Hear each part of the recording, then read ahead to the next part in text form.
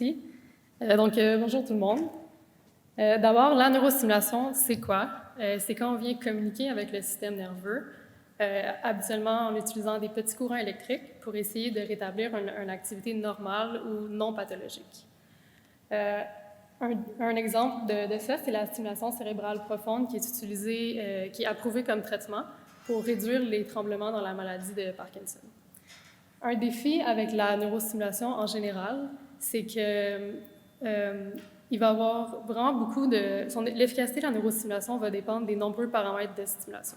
Donc, essayer de trouver la meilleure combinaison de façon manuelle, c'est une tâche qui est vraiment très complexe parce que des fois, on peut avoir jusqu'à des milliers de combinaisons possibles à devoir tester.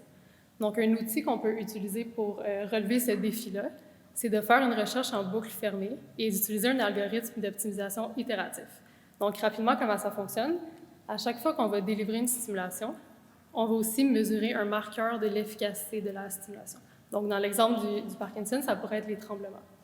Après ça, on va donner cette mesure-là, avec les paramètres qu'on vient de tester, à notre algorithme, qui, lui, va nous suggérer la prochaine combinaison de paramètres à tester. Donc ça va nous permettre de faire une recherche qui est automatisée et qui est intelligente. Par contre, habituellement, les cliniciens et cliniciennes vont souvent avoir des hypothèses ou des connaissances quant à quels paramètres de stimulation pourraient être plus efficaces.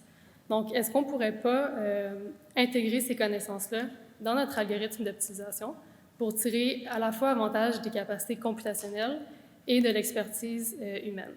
Donc, c'est la question qu'on s'est posée. Puis, on a voulu répondre à deux exigences précises. La première étant qu'il faut être capable de tirer avantage d'une hypothèse ou d'informations utiles. Puis la deuxième, c'est d'être capable d'être robuste à des informations erronées. Donc, de ne pas avoir une baisse de performance par rapport à notre algorithme de base si jamais on lui donne des informations qui pourraient l'induire en erreur. Donc, rapidement, l'algorithme, comment ça fonctionne? On utilise l'optimisation bayésienne. Puis, à chaque itération, notre modèle interne va faire une prédiction sur l'efficacité des paramètres et sur l'incertitude qui est associée. Donc, dans notre exemple, la couleur, ça va être la métrique qu'on veut essayer de maximiser. Donc, ça pourrait être, plus on a une couleur foncée, plus on va avoir une grande réduction des tremblements. Puis, les deux axes ici, ça serait deux paramètres de stimulation. Donc, on aurait l'amplitude et la fréquence. Ensuite, ces deux cartes-là, qui ont été prédites par notre modèle, on va les combiner ensemble pour donner la fonction d'acquisition, qui, elle, va nous suggérer les prochains paramètres à tester pour essayer de maximiser nos chances de trouver la meilleure combinaison le plus rapidement possible.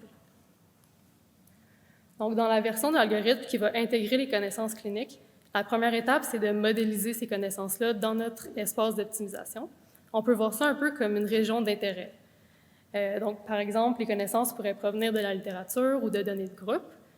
Puis, dans notre exemple, ça serait qu'on a une plus grande chance de diminuer les tremblements si on utilise une fréquence de stimulation élevée et une amplitude élevée. Donc, après ça, on va venir multiplier cet a priori-là à notre fonction d'acquisition pour donner une nouvelle fonction d'acquisition dans laquelle on va accorder plus de poids à notre région d'intérêt ou à notre a priori. Donc, pour les résultats, ici, pour l'axe des X, on a les itérations ou les tests. Donc, à chaque itération, on va venir tester une combinaison de paramètres différentes. Puis, en Y, on a la performance d'optimisation. Donc, à quel point la combinaison de paramètres qu'on pense qui est la meilleure va être capable effectivement de diminuer la quantité de tremblements. Donc, on peut voir que quand on a un bon a priori, on va avoir un gain important par rapport à l'algorithme d'optimisation bayésienne seul et par rapport à l'expert seul. Puis, dans le cas d'un a priori erroné, donc par exemple, si la littérature suggérait d'utiliser une fréquence élevée, mais que pour le sujet donné, c'est mieux d'utiliser une fréquence faible, bien, donner cette information-là qui peut induire en erreur, mais ça ne va pas aller affecter négativement notre algorithme. Donc, pour résumer, on a pu développer une méthode qui permet d'intégrer des connaissances cliniques à notre outil d'optimisation bayésienne. Puis on a pu répondre à nos deux exigences de départ, qui étaient d'être capable d'avoir un gain de performance avec un bon a priori et aussi d'être robuste face à des a priori qui seraient erronés.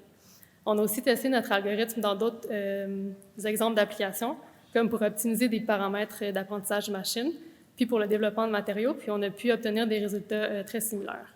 Donc, la prochaine étape pour nous, c'est de faire une étude clinique avec un grand groupe de patients. Merci.